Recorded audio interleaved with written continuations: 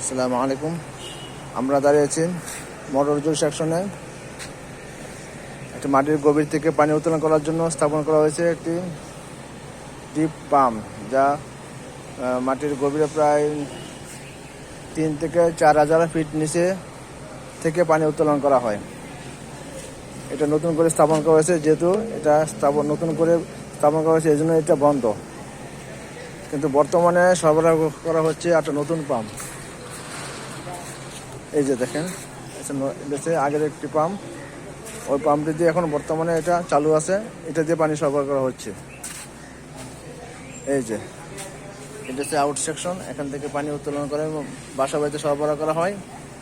আর এই যে দেখেন, এটা হচ্ছে ইন্টারসেকশন, এখান থেকে মাটির গভীর থেকে পানি উত্তোলন করা হচ্ছে।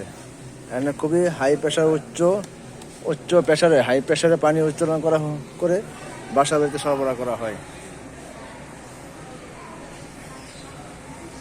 ঢাকা ওয়াসার একটি মোটর জোন সেকশন। ভিডিওটি কেমন লাগলো শেয়ার করে কমেন্টে সবাই জানাবেন। আজকে আর সবাইকে ধন্যবাদ। আসসালামু আলাইকুম রহমতুল্লাহ।